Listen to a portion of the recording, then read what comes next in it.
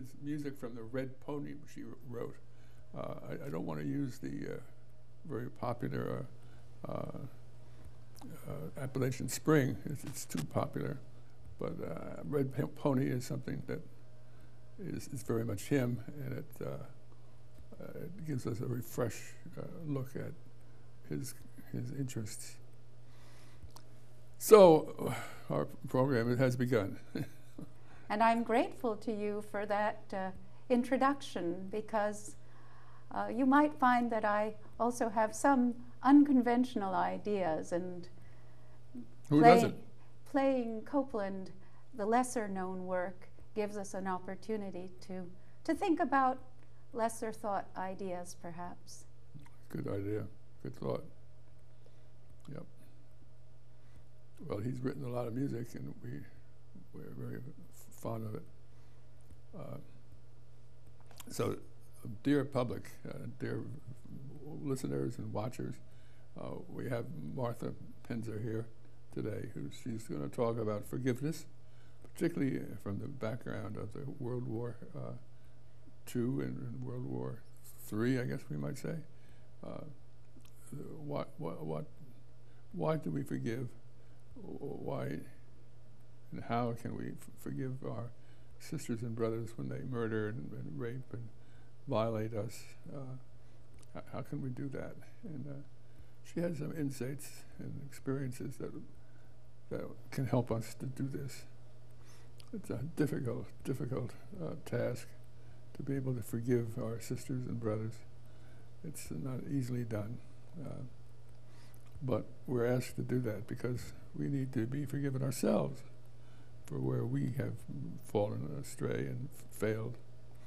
So we're all in this boat together.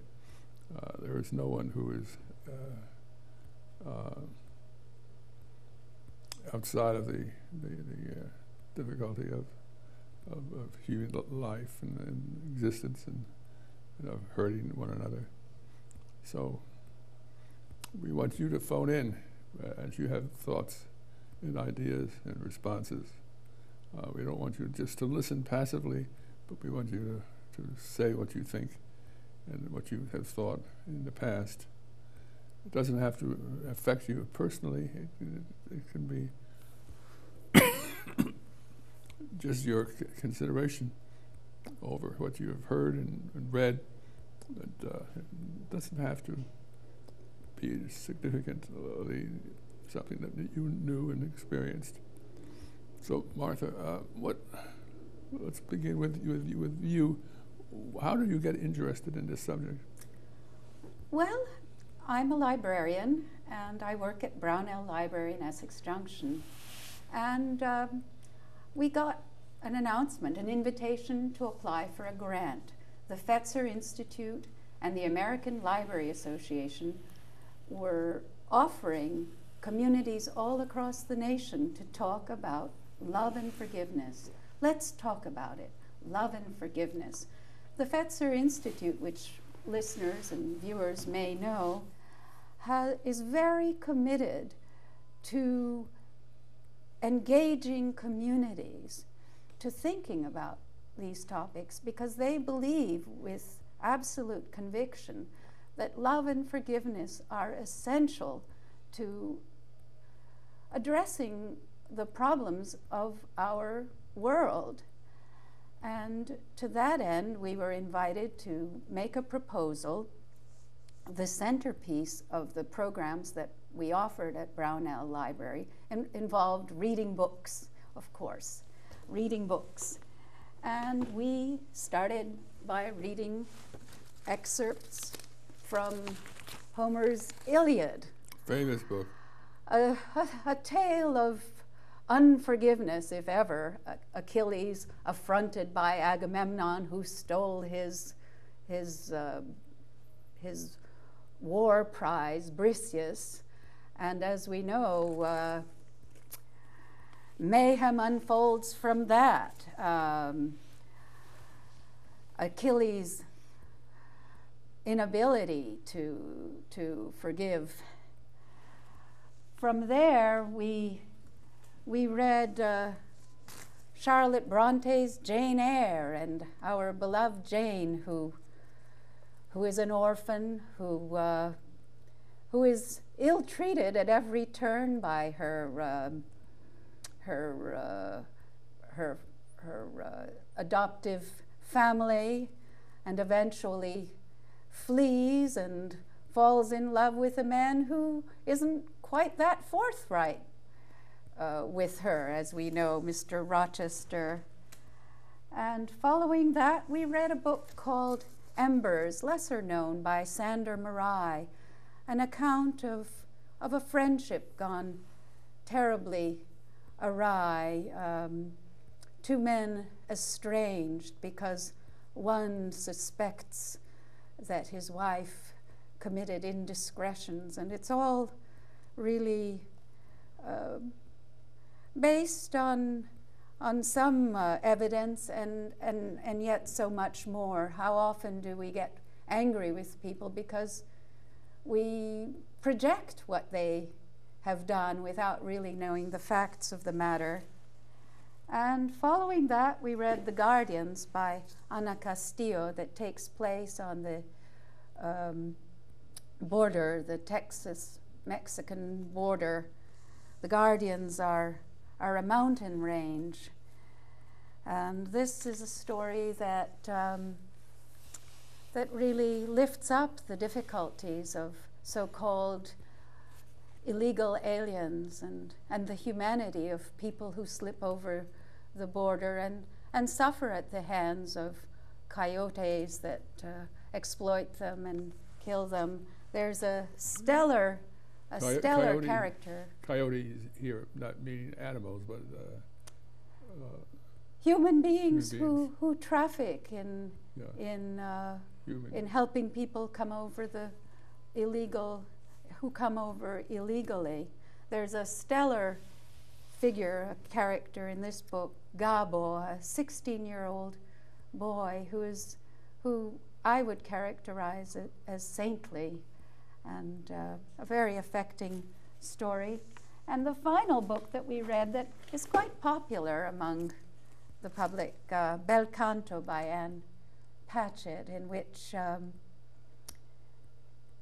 people are taken hostage in an unnamed country in South America.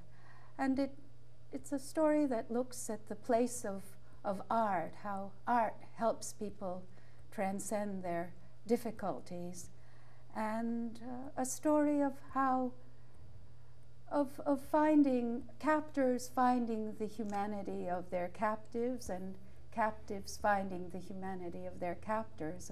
A book that really has tremendous resonance for me personally, because my father used to tell the story of his youth, in which he was taken prisoner by the Nazis, and a schoolmate recognized him in the prison, a boy that had been terribly belittled and picked upon, who my father had managed to befriend.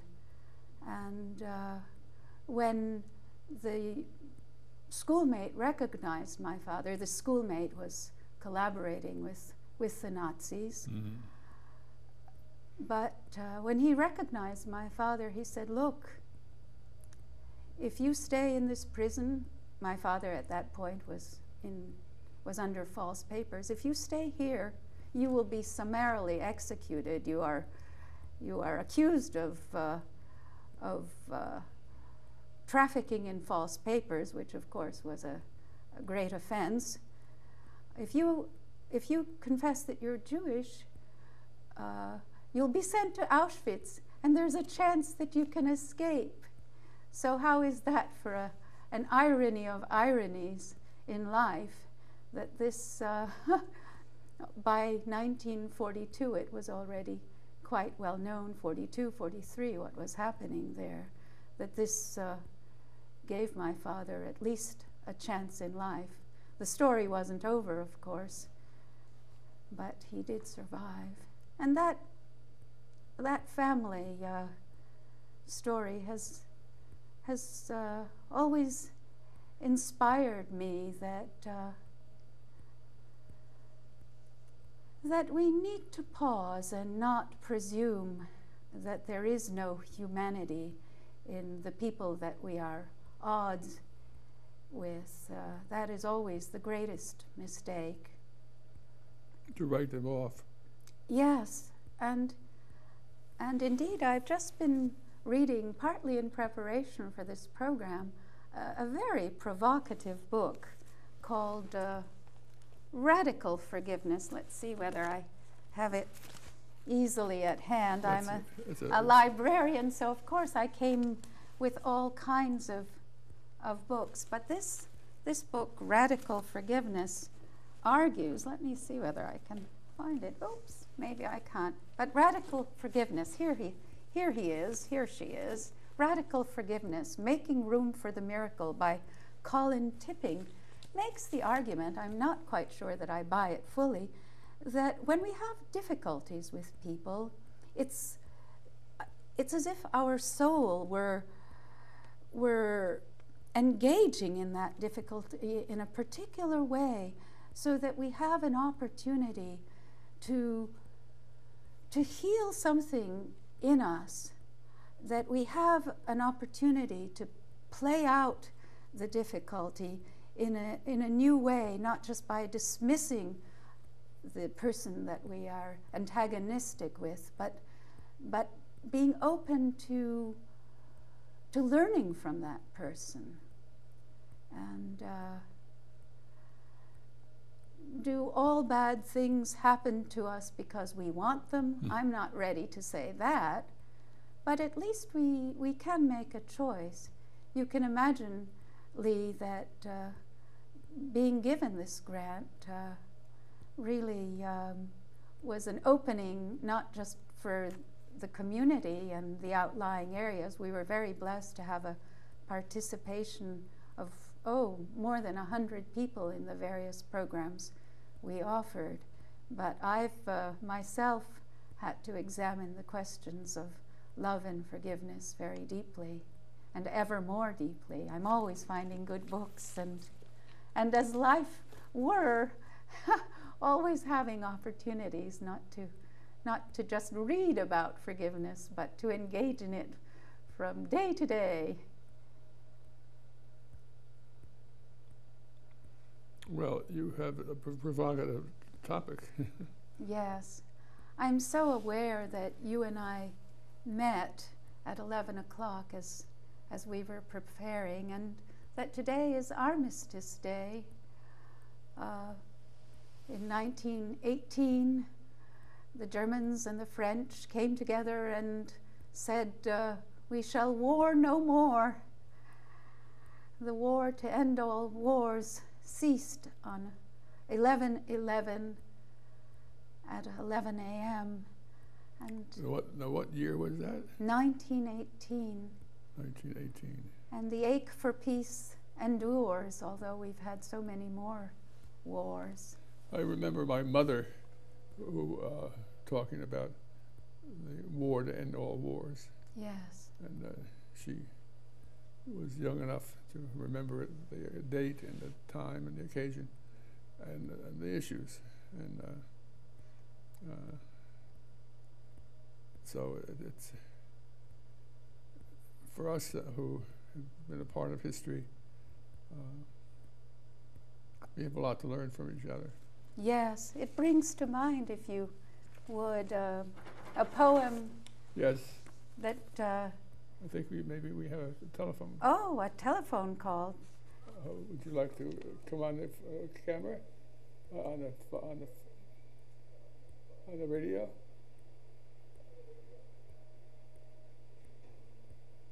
Hello? Hello? Please tell us about yourself. Yes, my name is Paul. I live in Burlington, and I'm following with great interest this program.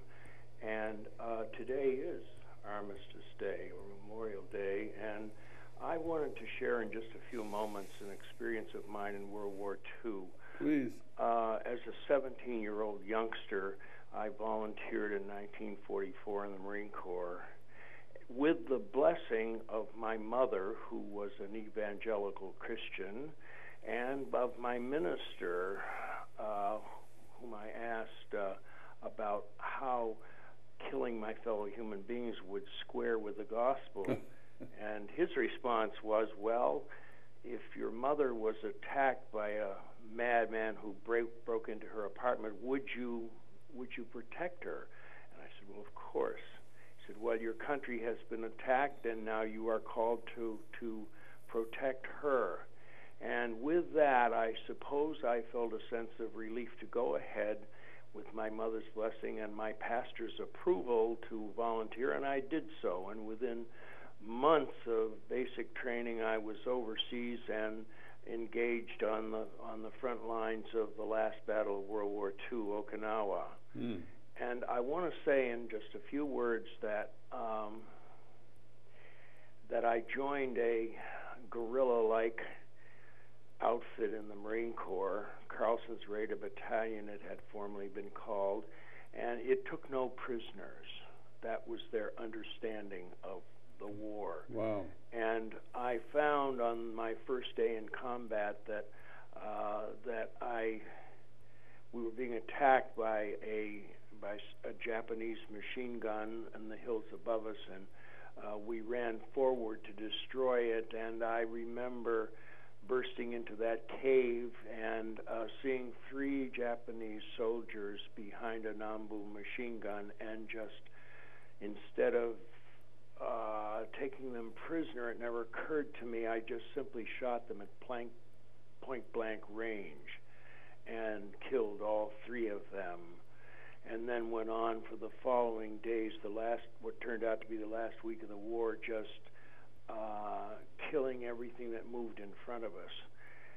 And I want to say that for many, many years, I did not speak of these atrocious events to anyone,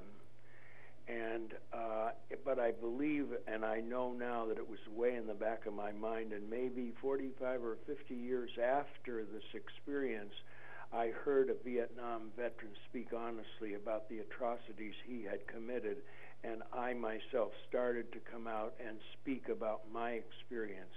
And I feel over those years between that early experience at age 17, or then it was 18, that I have come to believe that I can make amends for those senseless, terrible killings that I did of those 3 men and perhaps many others in the following days by trying to make amends to others. And I'm particularly concerned about returning veterans now, because I can see the glassy-eyed looks in their faces and how they struggle. We know one of them personally that we're beginning to get to know a little bit.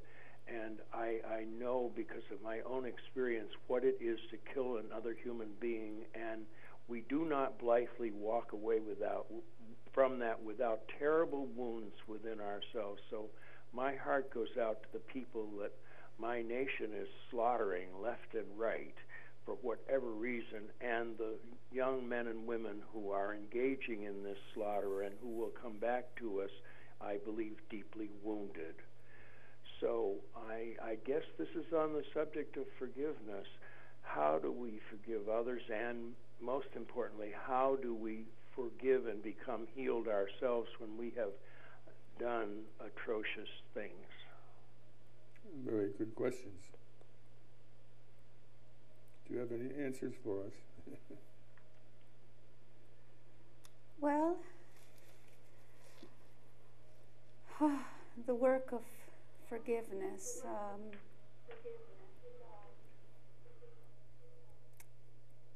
And the work of asking for forgiveness. Our caller brings to my mind a poem from a book that I recently became acquainted with, Eat the Apple, by John Turner, who is a returned veteran from Iraq. What does he say? The title of the poem is The Bicycle, in which he I'll let the poem speak for itself. The bicycle. This experience will be remembered years down the line. Sitting on a rooftop, Teddy, guess what you got? Quick trot, 12 shots, hurry back. You fell off the seat as the handlebars turned left, sharp left, throwing your body onto the hot coals of Ramadi pavement, intertwining your legs with your bicycle, lifeless eyes looking to the sky, your neck muscles twitched, turning your head directly towards us. Nothing escaped your lips except for the blood in the left corner of your mouth that briefly moistened them out until the sand and the dust dried them out. The blood trail went behind the stone wall where your body was placed, weighed down by your blue bicycle, and we laughed. I used to fall asleep to the pictures, and now I can't even bear to get a glimpse. We had ROEs, and they stated that in the midst of a fight, all turkey peekers were to be taken out, and you had just come from a corner where two of your fellow community members had been shot. Maybe you thought it would be different if you rode out on your bicycle, but it wasn't. It became a threat to our extraction just after the firefight. Why couldn't you have stayed in? Did you have to come towards our position? No one is allowed to compromise us, and you did. You rolled out like nothing was the matter, and I pulled the trigger. That day I got off on your life, and for that I am truly sorry. I wish that I could go back and change what happened, walk down and say, hey man, it's pretty dangerous out today. You should go back to your wife and kids. Stay out of the heat. Drink some chai and just enjoy the day for what it is. I'm sure they still weep and mourn for your soul because some stupid American boy took it from you. I wish that I could give you a sunflower, pick up a basket of fruits, and sit on the front porch talking about the stars, laughing until the sun comes up. That's pretty powerful. Yes, John Turner, and people can reach him at his email address at jt@greendoorstudio.net. That's one word, jt@greendoorstudio.net. A collection of poems recently published by a Burlington resident and vet, Iraq War vet. Of course, we very much have in our minds the more than 1.7 million soldiers come back from Iraq and Afghanistan with all kinds of feelings and experiences that we shouldn't presume to know, but must be open to listening. I wanted, in preparation for this program, to remember that there are 62,000 Americans, which will be increased to about 68,000 Americans in Afghanistan, and in Iraq, the present troop level, 141,000 soldiers. We are, after a nation at war, and our hearts are so tender, not just to the soldiers themselves, but to the families that they leave behind. I wonder whether John, our author of this poem, Eat the Bicycle, had any idea that his, and I'm reaching down for another book that has had an immense import for the conversation about love and forgiveness. He makes reference to sunflowers, and the book, The Sunflower, and I'll hold it up here, The Sunflower on the Possibilities and Limits of Forgiveness has has had an important role in the conversation. It's by Simon Wiesenthal, who recounts, is it his own story or a story he made up, but very powerful, that at a certain point during the Second World War, as a prisoner, he or somebody, a Jewish prisoner, was brought to the bedside of a dying man, a Nazi soldier, who had an immense need to confess what he had done, and was asking for forgiveness, for absolution. He was asking it? This is how the story goes. Wow, is that a true story? It's not clear to me, but perhaps it is and perhaps it isn't. But at the time, the prisoner, be it Simon Wiesenthal or not, just leaves this dying man without a word. And as he goes back to his camp and struggles over this, did he have the right to forgive what was not done personally to himself? It raises an interesting question and refers back to our caller. Are we in a position to forgive for someone else? I don't know, but what's interesting about the story is that later this prisoner, who had seen the man in his dying moments and was asked by this dying man to visit his mother and tell her about him, he goes back after the war by a miracle that he survived, and finds his mother. And he finds his mother in terrible grief, of course, as any mother is. And she talks to him about her beloved son, having very little idea of what her beloved son may have done in the battlefield. And Simon Wiesenthal, the prisoner, in, I feel, a gesture of humanity, does not tell the mother this dying man's last confession of having committed atrocity. The book is very powerful because he invites theologians of all kind and all denomination and faith tradition to reflect on the act of the prisoner in turning away. It's a very powerful book. Now, do we have anyone who's been hearing this conversation in our studio audience who would like to comment and add your words? Yes, please. A conversation is so infinitely enriched by all kinds of ideas. But as we wait, I do want to bring up some films that perhaps our audience would find interesting. What kind of film? One of a trilogy, this one funded by the Penzer Institute, that was so gracious to us in giving us the grant. The Power of Forgiveness. This film, which is available for borrowing,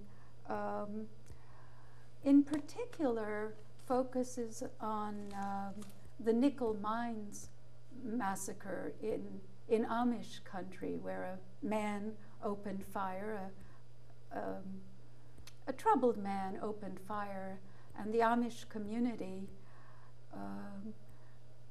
caught the attention of the world in its ability to embrace this man's family and find a way to process the tragedy in a spirit of forgiveness.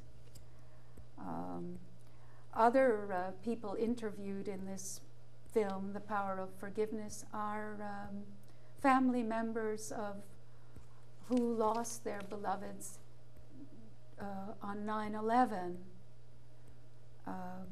and the struggles that they have had in forgiving the perpetrators, in forgiving our government when its practice was deceptive, in forgiving themselves where the last words they may have had with the person that died were angry and left terrible feelings of unresolve.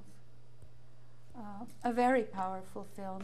Another film that we showed, which I find immensely affecting, is Encounter Point.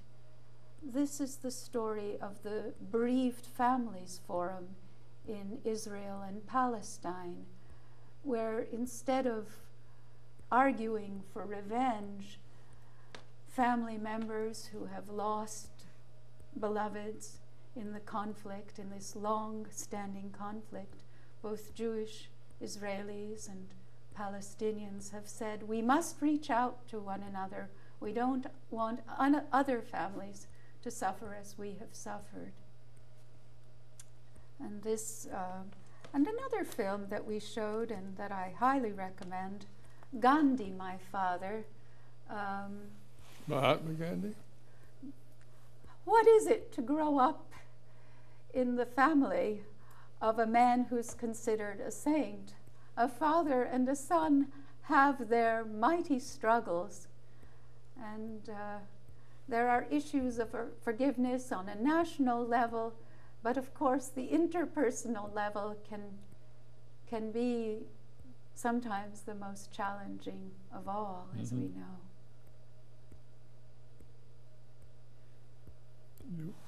You bring up very heavy issues, profound issues that cannot easily be resolved.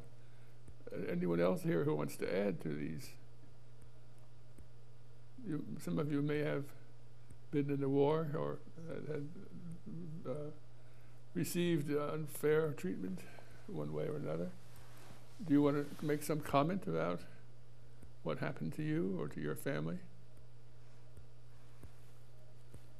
Or what you read in a newspaper or in a book or a magazine has spoken to you and you can't seem to get rid of the feeling? It hounds you? Yes, we welcome people's comments very much. Yes, because this moment we have here gives you an opportunity to be very open and frank and to find some freedom within yourself. Yes. The greatest argument for forgiveness, of course, self-forgiveness is sometimes the most difficult, I dare say. Mm-hmm. But here's another book that I think is useful, Forgive for Good by Dr. Fred Luskin.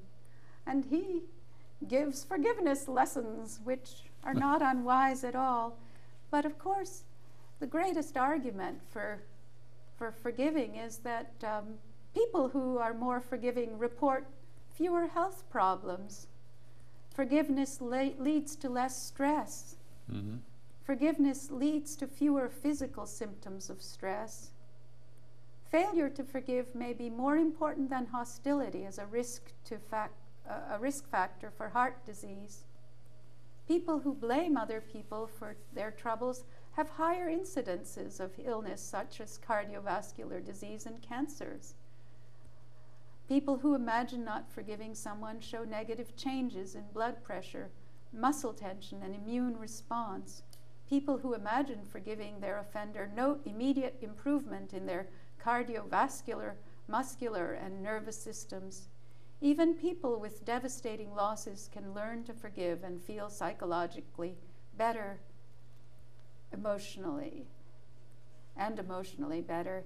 And Fred Luskin heads a program at Stanford University.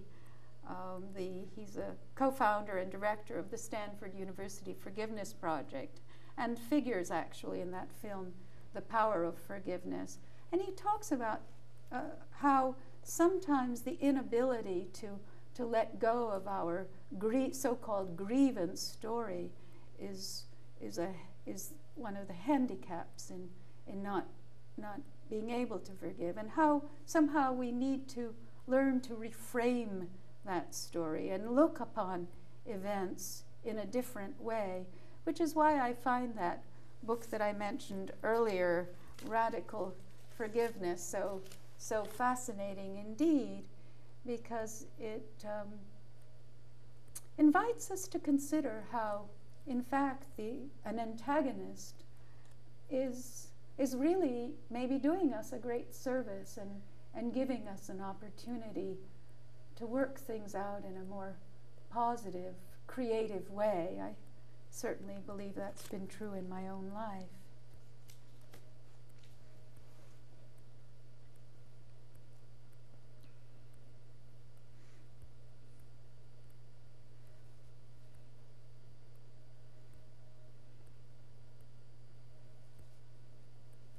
You know, from the strictly Orthodox Christian point of view, God forgives us for killing him, for exterminating Jesus. That's kind of unique. Yes, and Matthew 18 is so very famous. How many times do I need to forgive? 70 times 7. Yes, that's an interesting point.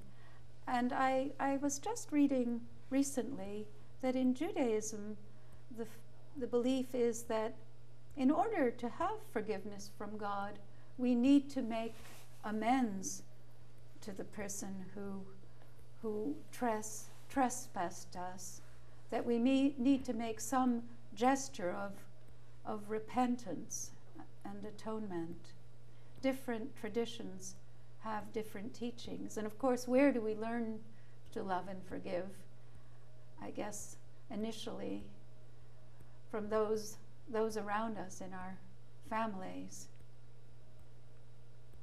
I read something else that was very interesting to me, that unless we have an experience of forgiveness ourselves, unless we have felt deeply forgiven ourselves, we don't have the capacity to forgive others. Really? That's a pretty profound statement. Yes.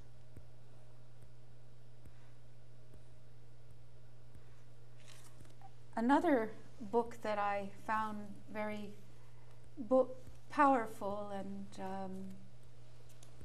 useful by Kent Nerburn, Calm Surrender, Walking the Path of Forgiveness. He was invited by a friend who had faced something very, very bitter to face the question of forgiveness. He had witnessed with his young child a dog being very brutally treated, and how he and his child didn't know what to do. The dog was chained to the fence. This innocent creature, clearly in desperate need of being rescued, and how he had walked away from the dog with his child, and how he really struggled with that because he wanted to teach his child something different. And he writes to Kent Nerburn and to say, well, here's a situation that was pretty dreadful. I was afraid that if I went to the house where this dog was chained, the people would turn on me and become very violent towards me. So this is the starting point for this treasure of a book, in which Kent Nerburn takes up the challenge. How do we forgive when our environment has been despoiled, when oil companies are responsible for oil slicks in Alaska? How do we forgive when our fondest dreams are dashed by circumstances? how do we forgive when we are cornered into a situation where we cannot figure out a way to act with humaneness? And I love this book because there's nothing sentimental about forgiveness. It takes on the hard grappling that we need to do. And in the end, Kent sends the manuscript of this book, a lyrical, thoughtful book, back to his friend and says, "This is what your question prompted." And the friend has his child write back to tell the outcome of the story of this brutalized dog, in which, in the end, they went back to the house where they saw this dog being brutalized and knocked on the door of the owners of this dog with some treats. And the reaction of the owners was, "Well, thank you very much. We really didn't want this dog anyway. We are very happy to give the dog to you." Oh. So maybe we shouldn't presume in situations that are difficult for us, but let's rather be open. And in the end, this man and the child write back to Kent, "Forgiveness isn't something we give or receive. It's something we create." And that point is made time and time again, that forgiveness is a journey. Forgiveness is a process. And as we began to get acquainted today, you asked me about my own situation, where I'm a child of survivors of concentration camp and ghetto, and what the impact of that experience was on me, a generation growing up. And my parents really raised me with a kind of openness and sense of responsibility in my own time. How do I behave? That's the greater question. It's not for me to forgive what happened to my grandparents or my uncle who were slaughtered, but to, in my love for them, to find a way to reach out and understand German people. I was very blessed to have an opportunity to go to Auschwitz, where my father was a prisoner, with people from all over the world, people of good faith, at the time of the 50th anniversary, and to meet German people and to develop friendships. I'll never forget a German man who had been raised as I in the 50s and 60s, who had a tremendous bitterness to his father, who had been a very violent man and who had abused him. And he made the point that violence is on a continuum, that at the very extreme is places like Abu Ghraib, places like Auschwitz-Birkenau, places all over the world where cruelty is committed, and in lesser but no less painful degree in our own family life. All of us is capable of meanness and out and out physical violence. Do I hear a phone ringing? Is there someone? I'm listening. Is there someone who wants to join this challenging conversation? Please phone in. Say whatever you wish. Yes. I once had a friend who said, "Offend me, because your offense is a challenge to me to reconsider my behavior or to look more deeply at what I'm thinking. We are all necessarily trapped in our own processes of thought and logic, and the greatest gift we could give to each other, I think, is frankness and an opportunity to listen with respect and love. It's been very precious to me at the Brownell Library to hear the eyewitness of other returning veterans. Tom Middleton came to speak about his book, Saber's Edge. He was a medic in Iraq and makes the argument that the war American intervention was very necessary. But I realize that there are so many different points of view, of course.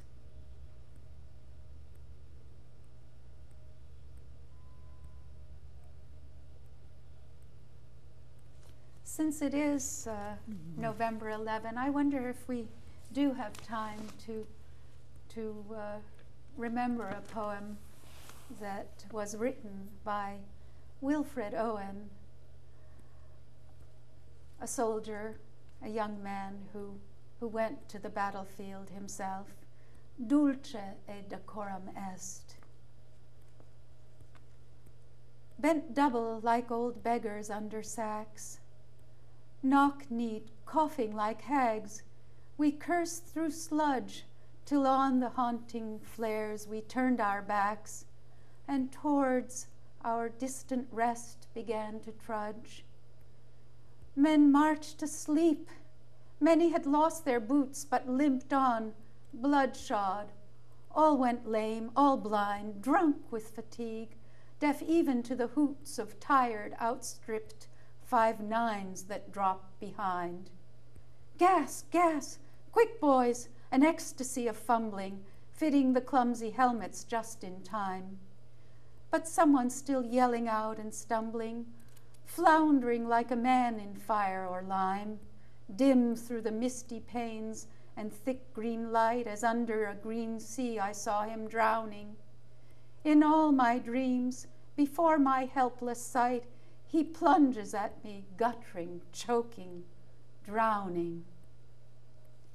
If in some smothering dreams you too could pace behind the wagon that we flung him in and watch the white eyes writhing in his hanging face like a devil's, sick of sin, if you could hear at every jolt the blood come gargling from the froth-corrupted lungs, obscene as cancer, bitter as the cud of vile, incurable sores on innocent tongues, my friend, you would not tell with such high zest to children ardent for some desperate glory the old lie, dulce et decorum est pro patria mori.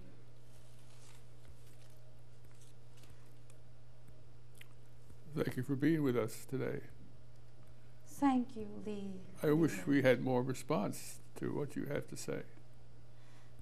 Perhaps people are out and about in this beautiful sunshine, but we have so much in our minds. It affects us all. Our soldiers at war, and wish them safe return. Well, there's a lot of pain, and I remember it was Max Wall, his grandson was called to the military and died. Yes. Through no fault of his own. It was just the military law. Yes. And the pain that Max must have felt. So when we join with all the people in grief for their beloved who have died and often died for no good reason. And so so we unite our hearts with them. Thank you for coming to us, Thank you kindly. for bringing up difficult issues that we don't want to face. If you have more thoughts you want to express about pacifism and World War II and III, please, you can send us here at the studio your comments, and we will have them forwarded on to you, Martha, and so that they don't have to be lost. We would like to hear what you have to say. You still have a chance to express yourself. So I'm your host, the Reverend Leland Udell. Thank you for listening to us today. Thank you for opening your hearts and your minds